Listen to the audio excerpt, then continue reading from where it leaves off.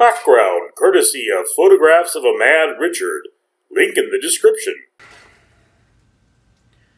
Alrighty, ladies and gentlemen, I'm Richard. This is my channel, and it's time for another wound packing video. I had a terrible infection. I was in the hospital for 5 days. They had to cut my hand open to get it out. And now, every day I have to change the bandage. And because changing the bandage involves soaking it for 10 minutes, I have elected to make videos talking while I work.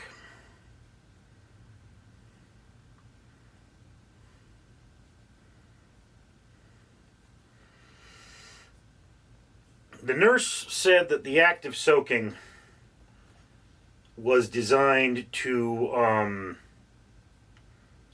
get the stuff off the wound, the bandages and whatever have you.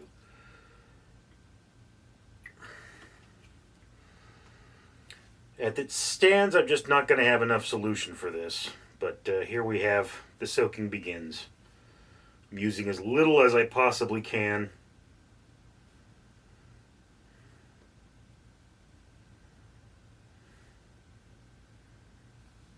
Ten-minute timer has started. What to talk about today? Let's see. Gather my supplies here. Gauze. Sterile dressing. There, we're ready for that. Okay, so I've made a video about this before. But I'm having a real annoyed with the why don't you just people. One of the things about human beings is that we're all different and we all have varying degrees of capabilities and abilities. I mean, you know, somebody once said, don't say you don't have time. You have exactly as much time as Einstein and Abraham Lincoln and, you know, so on and so forth. That's not true. That's not true. You know, when I was a child, I suffered an injury to my brain. And it took a lot of time to compensate for it. And you could say, you know, well, you know, you could have compensated for it and just stuck to mathematics, and no, I couldn't have, because I was dangerously depressed up until maybe 22, where I had these severe depression. I've been just severely depressed all my life, but you know, I was severely depressed, and then by the time I was getting treatment for the depression, I then needed to work. And I can't just take whatever it is I'm studying to work. It doesn't work that way. You know, there's limitations. You know, look, when you think about it, our society started from a bunch of people roaming around. Okay, nomadic tribes. And yeah, some of them lived in caves and figured the cave is a good place to live, but most people roamed around because they were hunter-gatherers. They could only collect so much food, and, you know, they would get the food from an area, move on, get the food from another area, move on. And when you think that we went from people wandering around with spears, wearing animal pelts, and eating whatever we could find, to skyscrapers and rocket ships to the moon, you look at any country and you be like, well, I mean, you have the same thing. Why can't you come out of it? Why can't you become civilized? Why can't you have the same high standard of living? And the truth is that higher standard of living is the anomaly, you know? It's one of those things about our world is that, you know, it's like Africa. Africa is one of the resource richest places on earth. You know, there's gold, there's cobalt, there's there's Upper Africa is very arid, that's true, but Lower Africa There's plenty of fertile land and there's wonderful rainy seasons, and drought isn't as common. So Africa is an entire continent, remember, and it's a big place and it doesn't have one climate. So like why is Africa generally regarded as being a place with such a difficult living standard for most of its people? And primarily it's greed. Somebody came in there, they wanted the resources, they made all the money, and the local people just had to survive, and that's just all they really can do. They're subsistence workers, and that's a term that I don't think I've ever heard before. Subsistence worker. That's a person who lives paycheck to paycheck. They're not bettering themselves. They're not moving towards a reasonable retirement. They're just living their life because it's all they can do. And, there are a lot of places in the world where you pretty much work until you die. Russia, for example, people tend to die at 52. So you work until you're 50. The system takes care of you for 2 years. You drop dead. Now in America, people can live a lot longer than that, so we have to change our way of doing things. A lot of the baby boomers who thought they were going to retire wound up not being able to retire because the economy got so bad. And I mean, one of the things the news keeps saying is Trump inherited a great economy. Well, Trump inherited a great economy for the wealthy, but not for the poor. And that's one problem with our economy, is that we don't gauge the economy on how the mode of people are doing or how the entirety of people are doing. The question is, are the rich getting richer faster than the poor are getting poorer? And so long as that's true, we call that a good economy. It's one of those things. And, there are people that say, why don't you just do this or why don't you just do that? I remember I once saw a photograph of a weed growing on a phone line. A seed had gotten stuck on some mud that was on the line. Wind probably added more to the mud, and the seed sprouted. It thrived off sunlight, it got enough water, and, it was there. Okay. So it found a way to live in the harshest conditions.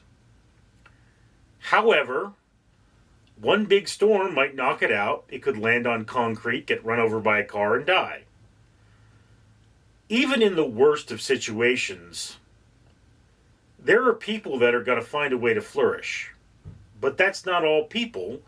And you might bring them to a different situation, and, there will be problems. Yeah, it's like me. I never understood how people could come to America for a better life illegally. I don't know how they get here and find work. There's work for them, sure. But there's work for me, and I often have trouble finding work. So that doesn't really solve things, does it? It happens somehow. I remember I read a book where there was a man, he was a priest, and it was a science fiction, well, it was a fantasy novel, where, someone kept changing the universe around him just to screw with him. And every time the universe changed, he had whatever was in his pocket, he had whatever he was wearing. If he was naked when the universe changed, he came to the next plane of existence naked. And what he did was wash dishes. Somehow he could always find a place to wash dishes. And,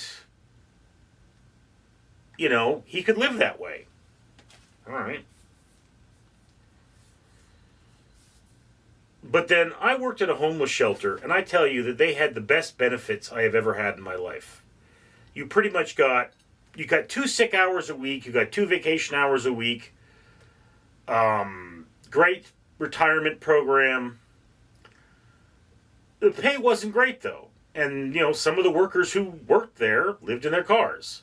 They literally worked at a place where they were giving people beds to sleep in, and they didn't have a bed to sleep in themselves.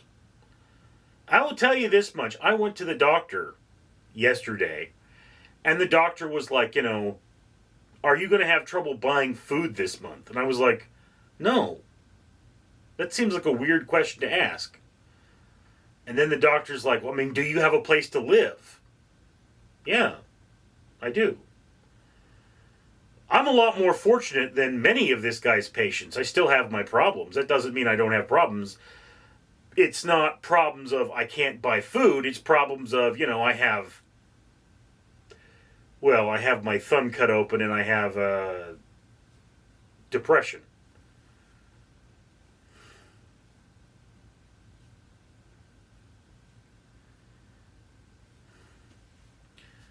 But I mean, one of the things you can say is no matter what, someone's going to have worse problems than me. One of the things you can say is no matter what, someone's going to have a better life than me.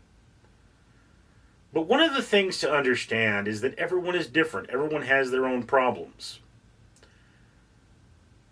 There are people who were born with medical problems that meant they would die young. And they've lived more productive lives than I have, with half the time. But one of the things that happened with those people is they got support. They had opportunity. So, yeah, we all have the same amount of time, I guess. But we don't have the same environment to use that time.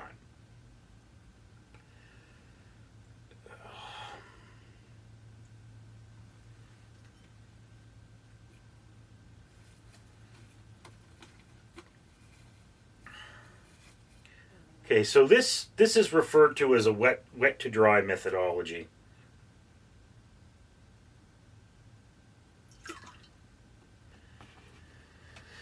I wish I had more of this solution. I only have so many bottles of it, but yeah. And YouTube would not be happy if I showed you what this wound looked like.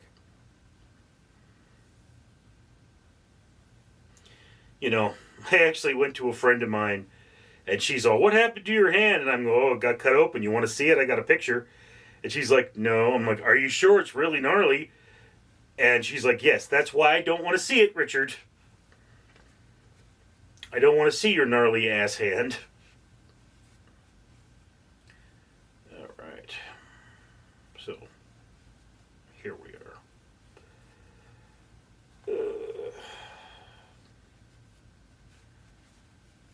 The workers are going home. The workers are going home. Something, something, something. The foreman has injured his hand.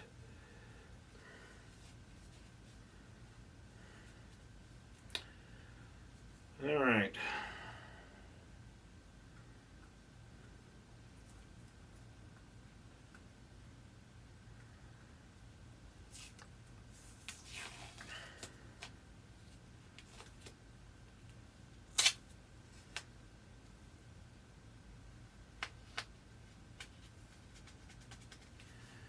Packed and clean. Thank you for sharing this moment with me. I'm Richard. Danger Ducky says it is now time for you to comment, like, and subscribe, and support this channel so we can do things like save the world by removing trash from the ocean, planting trees, and feeding orphans. Danger Ducky approves.